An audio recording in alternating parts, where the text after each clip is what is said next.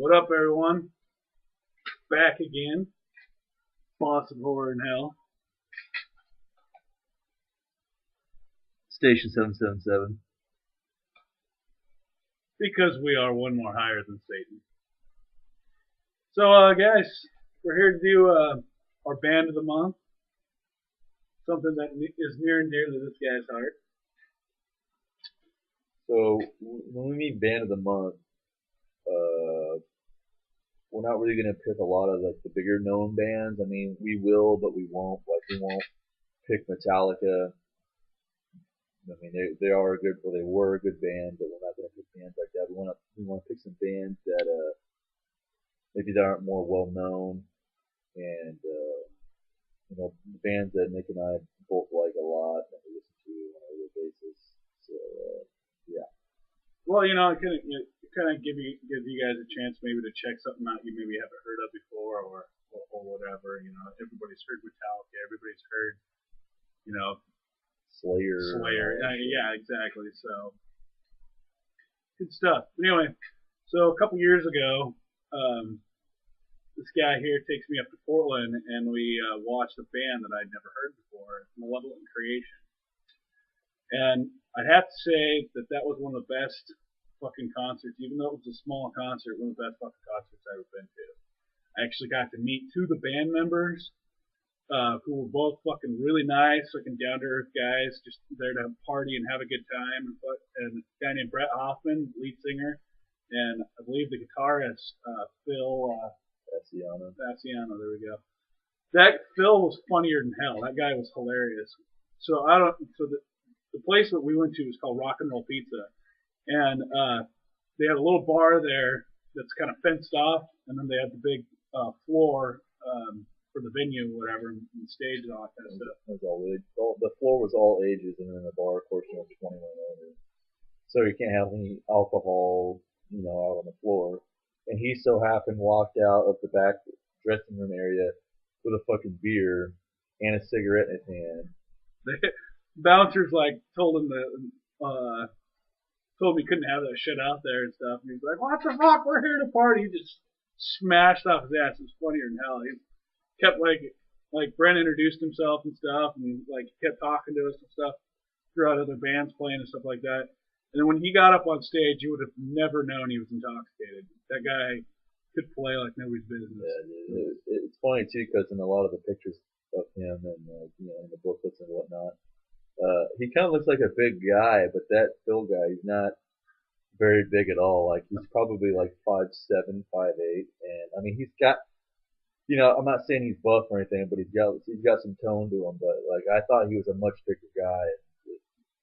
I mean, we just towered over him like nothing. But anyway.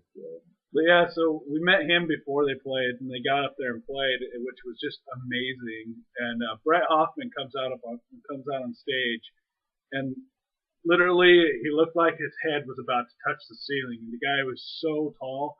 He gets up there and just his opening scream, I'm just like, oh, this guy's fucking amazing. And I think they're one of the more well-known death metal bands, but at the same time, I hadn't heard them before this point and stuff. So I mean, they've gotten big to a certain point, in the death metal community, but a lot of people outside of that don't know. Yeah, I mean they've been around since 1987 from Buffalo, New York. They've actually been around a year longer than Cannibal Corpse, and they actually used to play shows back in Buffalo together because they're from Buffalo and Corpse is from Buffalo. Cannibal Corpse is not from Florida. Some people think they are. They're not. New York, Buffalo. And anyway, there's been quite a few lineup changes throughout the years, but the mainstay of the band's been Phil Fasciano. He's one of their founding members, and he's been in all the albums and stuff. And there's been a couple different singers, which at one point their bass player was singing for him on the album Eternal and In Cold Blood, and then they got the original singer Brett Hoffman back, and then he got booted out again, and they got this guy Kyle Simmons from Hatefile, which I didn't really like. To me, he sounds more like a generic singer. And anyway, Brett Hoffman is now back. So anyway, They put out 3 albums on Roadrunner Records. They were one of the bands that Roadrunner snatched up there in the early '90s when death metal was big, and then of course they were dropped just like all the other ones were. And really classic old school death thrash metal. It's not as in your face and brutal as say like Corpses. They can be at times, but they always have that like the fucking the groove riff that makes you want to just fucking dance around and but they've got that groove to them that it's the kind of shit that I fucking love. And I mean, they really stick out compared to like bands like Cannibal Corpse and Suffocation stuff. I mean, they're not overly technical, but yet they have that edge where it's like, God damn, that's some heavy ass shit. And, I mean, their lead singer Brett Hoffman is just like nobody else in the death metal community. Like his singing is just off the wall, different. His screams are nuts, especially on the end of what was that song called? Dominion of Terror, and still on the album Stillborn, he's just fucking just does this scream that's so guttural and insane that it just drives you fucking nuts listening to it. Yeah, and one other thing about Brett Hoffman is after they played, he came around, he was coming out of the back, and he like introduced himself and stuff, and like even gave him a hug and everything. He was like really appreciative that we came out and stuff, and just really down to earth, cool guy. Yeah, and then when he gave us a hug, he smelled like dead cats and shame. But that's just me. That dude's fucking huge, but goddamn, he takes a fucking shower. Yeah, it smelled like he'd been on the road for a while. Dude. He's just like, oh, thanks, man. Yeah, thanks for coming out, guys. Yeah, it was a kick-ass show. They played with a bunch of other bands that were pretty fucking lame, but there were one or two that were okay, but didn't hold a candle to Malevolent Creation.